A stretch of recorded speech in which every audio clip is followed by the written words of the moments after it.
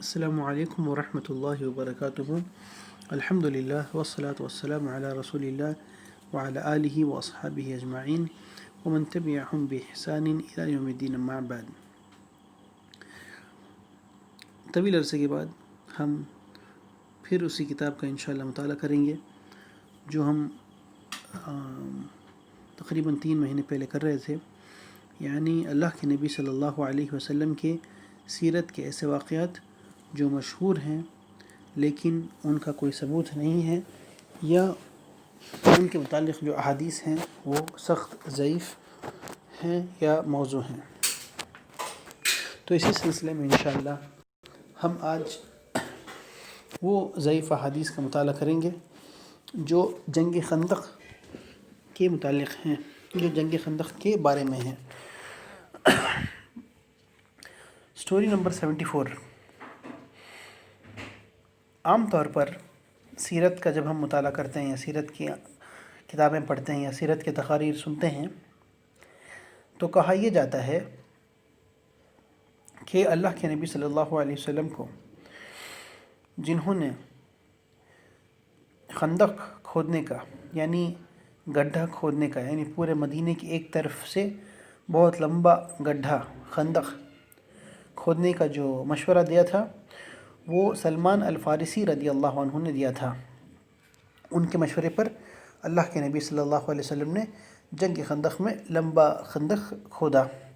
اس جنگ کو جنگ احزاب بھی کہتے ہیں، لیکن ایسا کسی صحیح سند سے ثابت نہیں ہے. لیکن اور اصل بات تو یہ ہے کہ سیرت ابن اسحاق میں یہ لکھا ہے کہ جب اللہ کے نبی صلی اللہ علیہ وسلم کو یہ خبر ملی کہ دشمنان اسلام یعنی کفار اور مشرکین کا بہت بڑا لشکر مدینہ پر حملہ کرنے والا ہے، تو اللہ کے نبی صلی اللہ علیہ وسلم نے خندق کھدوائی، یعنی خندق جو ہے اللہ کے نبی نے کھدوائی بنوائی،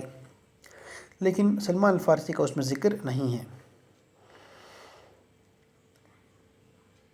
تو اس سے پتہ چلا کہ یہ کہنا کہ سلمان الفارسی نے مشورہ دیا یہ صحیح نہیں ہے. اب یہاں پر کسی کے ذہن میں سوال آ سکتا ہے کہ اگر انہوں نے مشورہ نہیں دیا تو اللہ کے نبی صلی اللہ علیہ وسلم کو یہ آئیڈیا، یہ پلان کہاں سے ملا؟ دیکھیے، ہمیں یہ اتنا ضروری سوال بھی نہیں ہے، لیکن اگر کوئی سوال کسی کے ذہن میں آتا ہے تو ہمیں یہ یاد رکھنا چاہیے کہ اللہ کے نبی صلی اللہ علیہ وسلم کو اس سے بڑے بڑے امور میں، اس سے بڑی بڑی چیزوں میں اللہ سبحانہ وتعالیٰ کی طرف سے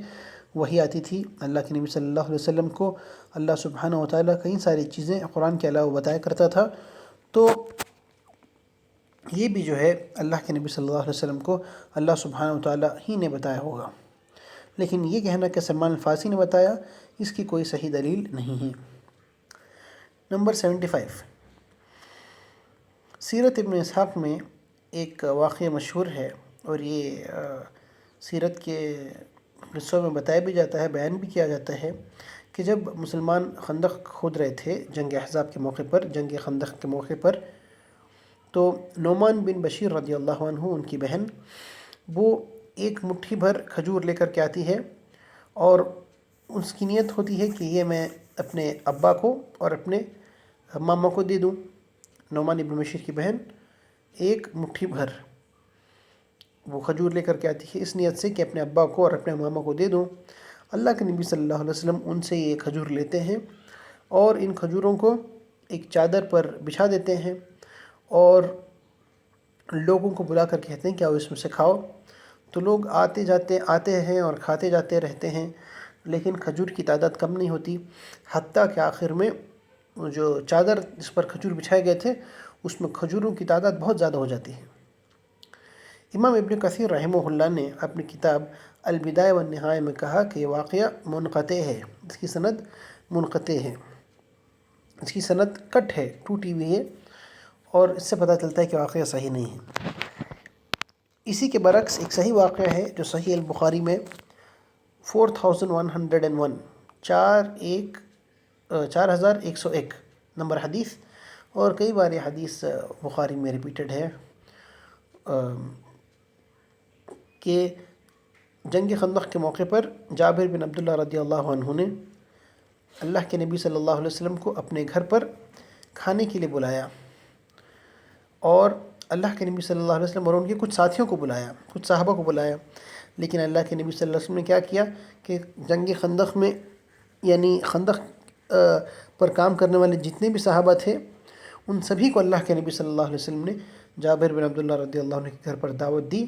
اور لوگ آتے گئے اور جابر بن عبداللہ رضی اللہ عنہ کے دسترخوان سے کھاتے رہے اور کھانا کم نہیں ہوا۔ آخرکار اللہ کے نبی صلی اللہ علیہ وسلم نے آ کر کھانا نوش فرمایا اور ان کے لیے برکت کی دعا کر کے اللہ کے نبی صلی اللہ علیہ وسلم چلے گئے۔ یعنی یہ معجزہ تھا کہ صرف چند لوگوں کے کھانے میں ہزاروں لوگوں نے، 1400 یا تقریباً ایسے لوگوں نے یا 700 لوگوں نے اتنے کھانے میں سے کھایا، اللہ نے اتنی برکت دی اس کھانے میں اور کھانا کم نہیں ہوا۔ یہ مختصراً میں واقعہ بتا رہا ہوں، آپ اگر پورا واقعہ چاہتے ہیں تو صحیح البخاری جو انگلش اور اردو ورژن ہے اس میں 4101 جا کر اس کا صحیح واقعہ پورا پڑھ سکتے ہیں۔ تو یہ صحیح واقعہ ہے، یہ صحیح البخاری میں ہے، صحیح سند سے ثابت ہے، لیکن نعمان ابن بشیر کا واقعہ جو ہے وہ صحیح نہیں ہے۔ سٹوری نمبر 76، جب اللہ کے نبی صلی اللہ علیہ وسلم اور صحابہ کھدائی کر رہے تھے، خندق بنا رہے تھے، تو صحابہ کے بیچ میں اختلاف ہوا کہ سلمان الفارسی جو ہے وہ کس کی ٹیم میں رہیں گے، کس کی جماعت میں رہیں گے۔ یعنی اللہ کے نبی صلی اللہ علیہ وسلم نے خندق کے لمبائی کو 10 صحابہ میں ڈیوائیڈ کیا تھا، تقسیم کیا تھا، تو صحابہ کہہ رہے تھے کہ نہیں، سلمان ہمارے ساتھ ہوں گے، ہمارے ساتھ ہوں گے۔ تو اللہ کے نبی صلی اللہ علیہ وسلم نے کہا کہ سلمان ہم میں سے ہیں، یہ اہل بیت میں سے ہیں۔ تو سلمان الفارسی کو اللہ کے نبی صلی اللہ علیہ وسلم نے اپنے ساتھ لیا اور ان کو کام کروایا، ان کے ساتھ کام کیے، یعنی ان کے ٹیم میں، ان کے فریق میں انہوں نے کام کیے۔ تو یہ واقعہ صحیح نہیں ہے۔ امام الذہبی نے کہا ہے اپنی کتاب، امام الذہبی نے المستدرک میں کہا ہے کہ یہ جو واقعہ ہے یہ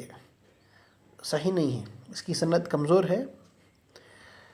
اور یہ جو حدیث بھی ہے کہ اللہ کے نبی نے کہا کہ سلمان ہم میں سے ہے، اہل بیت میں سے ہے، یہ بہت ہی زیادہ کمزور ہے۔ لیکن اور شیخ البانی نے یہ سلسلۃ الاحادیث الضعیفہ 3704 میں کہا ہے، لیکن یہ جو روایت ہے کہ سلمان ہم میں سے ہے، اہل بیت میں سے ہے، یہ اللہ کے نبی صلی اللہ علیہ وسلم سے خندق کے موقع پر تو ثابت نہیں ہے، لیکن اسی طرح کی بات علی رضی اللہ عنہ سے ثابت ہے دوسرے موقع پر، یعنی عام حالات میں۔ علی رضی اللہ عنہ سے ایک اثر ثابت ہے جب انہوں نے کہا کہ سلمان الفارسی نے پچھلوں کا علم اور آنے والوں کا علم حاصل کیا، یعنی پچھلی کتابوں کا اور قرآن کا علم حاصل کیا، اور وہ ایک ایسے بحر ہیں، ایسا سمندر ہیں جس کی گہرائی کو ناپا نہیں جا سکتا، وہ ہم میں سے ہیں، وہ اہل بیت میں سے ہیں۔ شیخ شعیب الارناؤت نے کہا ہے کہ اس کی سند صحیح ہے، یعنی علی رضی اللہ عنہ کا جو قول ہے اس کی سند صحیح ہے، اور شیخ الالبانی نے بھی کہا کہ اس سند صحیح ہے، یعنی علی رضی اللہ عنہ کی یہ بات ہے، یعنی یہ سند جو ہے صحیح ہے۔ لیکن یہ اللہ کے نبی نے کہا یہ صحیح نہیں ہے، لیکن علی رضی اللہ عنہ نے دوسرے موقع پر یہی بات کہی، یہ ثابت ہے، اور یہ بھی شیخ الالبانی نے سلسلۃ الاحادیث ضعیفہ میں کہا ہے 3704 میں۔ اس کے بعد میں سٹوری نمبر 78، سٹوری نمبر 77 میں نہیں بتایا کیونکہ سٹوری نمبر 77 وہ حدیث ہے جس میں علی رضی اللہ عنہ سلمان الفارسی کی تعریف کرتے ہیں، وہ ایک ضعیف واقعہ نہیں، وہ ایک صحیح واقعہ ہے، یعنی سٹوری نمبر 76 کی تائید میں سٹوری نمبر 77 بتایا گیا ہے۔ تو سٹوری نمبر 77 میں کوئی ضعیف واقعہ نہیں ہے، اس میں صرف یہی لکھا ہے کہ علی رضی اللہ عنہ سے سلمان الفارسی کی یہ تعریف ثابت ہے۔ سیرت کے قصوں میں ایک مشہور قصہ جو بالکل صحیح نہیں ہے وہ یہ ہے کہ جب جنگ خندق میں مسلمان لڑنے کے لیے خندق کے ایک طرف صف آرائی کر رہے تھے، یعنی صف میں کھڑے تھے اور دشمنان اسلام کے ساتھ جنگ کر رہے تھے، خندق کے اس پار ان پر تیر وغیرہ یعنی لڑائی ہو رہی تھی، تو حسان بن ثابت رضی اللہ عنہ جو اس وقت بزرگ صحابی تھے، ان کے بارے میں آتا ہے کہ اللہ کے نبی صلی اللہ علیہ وسلم نے ان کو ایک قلعے کا پہرے دار بنایا، ایک قلعے کا سیکیورٹی گارڈ بنایا، اور اس قلعے میں عورتیں اور مسلمان عورتوں اور بچوں کو اللہ کے نبی صلی اللہ علیہ وسلم نے وہاں ان کو رہنے کے لیے کہا، سارے عورتوں اور بچوں کو، اور حسان ابن ثابت کو اس قلعے کا جو ہے سیکیورٹی گارڈ بنایا، اس قلعے کا محافظ بنایا۔ پھر کیا ہوتا ہے کہ یہودیوں کا ایک شخص قلعے کے آس پاس گھومتے رہتا ہے یہ دیکھنے کے لیے کہ کیا قلعے میں صرف عورتیں اور بچے ہیں یا قلعے میں کوئی مرد بھی ہیں، کیونکہ اگر کوئی مرد نہیں ہے تو لوگ قلعے پر حملہ کر سکتے ہیں۔ تو پھر یہودیوں کی جماعت نے سوچا کہ ایک یہودی اندر جائے اور دیکھے کہ قلعے کے اندر کس طرح کی حفاظت کا سسٹم ہے، کس طرح کی حفاظت کا انتظام ہے۔ تو جب یہ یہودی قلعے کے اندر داخل ہوتا ہے اور کودتا ہے تو حسان بن ثابت رضی اللہ عنہ تھے وہاں پر۔ تو اللہ کے نبی صلی اللہ علیہ وسلم کی جو پھوپھی ہیں صفیہ بنت عبد المطلب، پھوپھی جو پھوپھی ہیں، وہ کہتی ہیں حسان سے کہ حسان جاؤ اور اس کا قتل کرو، اس کے ساتھ مقابلہ کرو۔ تو حسان بن ثابت رضی اللہ عنہ اس بات یہ کہتے ہیں کہ ان کو ڈر لگ گیا ہے یا ان کو خوف ہے یہ کرنے کا۔ تو صفیہ رضی اللہ عنہ جا کر کے وہ ایک راڈ لیتی ہیں، یعنی جو میخ، لمبی میخ ہوتی ہے جس میں ہم لوگ ٹینٹ گاڑتے ہیں، یا تلوار لیتی ہیں، کچھ لوہے کی چیز لے کر جا کر یہودی پر حملہ ور ہو کر اس کو مار کے اس کے گردن کو اس کے سر کو کاٹ کر کے وہ قلعے کے باہر پھینک دیتی ہیں صفیہ رضی اللہ عنہ۔ تو جب اس یہودی کا سر باہر پڑتا ہے قلعے کے تو یہودیوں کو لگتا ہے کہ ارے یہاں پر تو بہت مضبوط لشکر ہے، یہ یہاں پر بہت مضبوط مرد ہیں، تو وہ لوگ حملہ کرنے سے باز آ جاتے ہیں اور حملہ نہیں کرتے۔ یہ لمبا واقعہ ہے، یعنی اس واقعے سے یہ پتہ چلتا ہے کہ صفیہ رضی اللہ عنہ بہت بہادر تھی اور حسان بن ثابت وہ ڈرپوک صحابی تھے، اور اسی کی وجہ سے وہ ان کو جو ہے عورتوں اور بچوں کے ساتھ چھوڑ کر کے صحابہ جنگ میں چلے گئے تھے۔ یہ واقعہ کئی سارے وجوہات کے لیے صحیح نہیں ہیں۔ اوکے، تو شیخ شعیب الارنوط نے کہا اس کے ایک راوی کے بارے میں، ام فروہ بنت جعفر کے بارے میں، کہ وہ مجہول ہے، اس کا کوئی عطا پتہ نہیں ہے، اور شیخ شعیب الارنوط نے کہا کہ یہ صحیح نہیں ہے۔ امام ذہبی رحمہ اللہ نے کہا تھا کہ یہ قصہ جو ہے ایک غریب روایت ہے، یعنی ایسی سند سے آتا ہے جس سند کی کوئی اور مطابعت نہیں ہے، کوئی سپورٹنگ چین نہیں ہے، اور یہ صحیح ہے، لیکن کئی سارے علماء نے کہا ہے کہ یہ واقعہ اصل میں صحیح نہیں ہے، اور یہ امام ذہبی کی جو ہے غلطی ہے کہ انہوں نے اس واقعے کو صحیح قرار دیا ہے۔ اور اس کے کمزوری کی بہت ساری وجوہات ہیں۔ نمبر ایک یہ کہ اس کی کوئی صحیح سند نہیں ہے، جیسے ہم نے کہا کہ شیخ شعیب الارنوط نے کہا کہ اس کی صحیح سند نہیں ہے، اور ایک شیخ امام ابن حجر الحیثمی نے بھی کہا کہ اس کی سند صحیح نہیں ہے۔ نمبر دو، ایک تو سند صحیح نہیں ہے، اور دوسری بات یہ ہے کہ اس کے متن میں، اس واقعے کے متن میں ایک غلط چیز ہے کہ ایک صحابی جو ہیں حسان بن ثابت، ان کے اندر جبن تھا، ان کے اندر کائرتا تھی، ان کے اندر ڈرپوک ہونے کی صفت تھی، جبکہ حسان بن ثابت کے بارے میں دوسری جنگوں میں ان سے ایسی کوئی بات ثابت نہیں ہوتی، جبکہ آپ کو یہ دکھے گا کہ دوسری جنگوں میں وہ مسلمانوں کے ساتھ شانہ بشانہ ساتھ میں تھے، اور دشمنان اسلام پر زور زور سے ان کے خلاف شاعریاں کرتے تھے۔ تو اگر کوئی شخص ڈرپوک ہے تو وہ صرف جنگ خندق میں کیوں پیچھے رہے گا، اس کو تو دوسرے جنگوں میں پیچھے رہنا چاہیے، لیکن حسان بن ثابت کے بارے میں ایسی کوئی چیز دوسری جنگوں میں ثابت نہیں ہے۔ تو یہ جو واقعہ ہے اس کی ٹیکسٹ میں بھی، اس کی سٹوری میں بھی کچھ گڑبڑ لگتی ہے۔ نمبر تین، حسان بن یہ جو جنگ تھی جنگ خندق، اس میں آمنے سامنے کی لڑائی نہیں ہوئی، اس میں صرف تیر اندازی ہو رہی تھی اور ایک دوسرے پر تیر سے وار کیا جا رہا تھا، آمنے سامنے لڑائی نہیں تھی، تو اس میں ڈرنے کی کوئی بات ہی نہیں ہے۔ جبکہ جن لڑائیوں میں آمنے سامنے کا مقابلہ ہو رہا تھا، جیسے بدر ہے، احد ہے، حنین ہے، وہاں سے ثابت ہوتا ہے کہ حسان بن ثابت رضی اللہ عنہ مسلمانوں کی صفوں میں تھے، لڑائی کی صفوں میں تھے، تو جہاں پر ڈرنا چاہیے تھا وہاں پر نہیں ڈر رہے ہیں، اور جہاں پر جنگ خندق کا موقع ہے، جہاں پر لڑائی نہیں ہوگی اور آمنے سامنے لڑائی نہیں ہو رہی، یہاں پر ڈر رہے ہیں، تو اس سے پتہ چلتا ہے کہ واقعی میں کمزوری ہے۔ اور ایک چیز یہ ہے کہ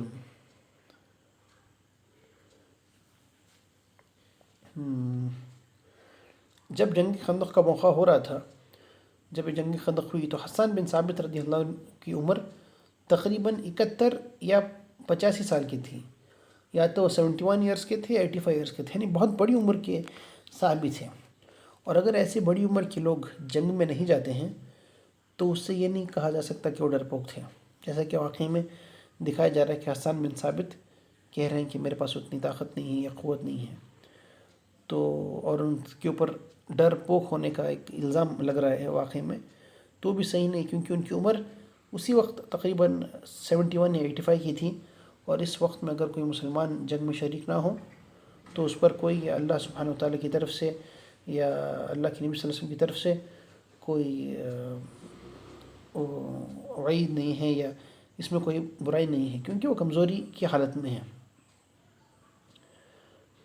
اور ایک بات یہ ہے کہ جنگ خندق کے موقع پر، اس میں نے بتایا کہ ڈائریکٹ مسلمانوں کے بیچ میں لڑائی نہیں ہوئی، اوکے، تو پیچھے رہنے کا کوئی موقع نہیں تھا حسن بن ثابت رضی اللہ عنہ کو، تو کئی سارے وجوہات کی وجہ سے، اور سب سے پہلے تو سند صحیح نہیں ہے صحیح قول کے مطابق، اور اس کے علاوہ بھی اس واقعے میں کئی ساری کمزوریاں ہیں جس کی وجہ سے ہمیں یہ پتہ چلتا ہے کہ جو ہے واقعہ صحیح نہیں ہے، اور اس واقعے سے ایک جلیل القدر صحابی حسان بن ثابت پر ایک غلط الزام لگ رہا ہے۔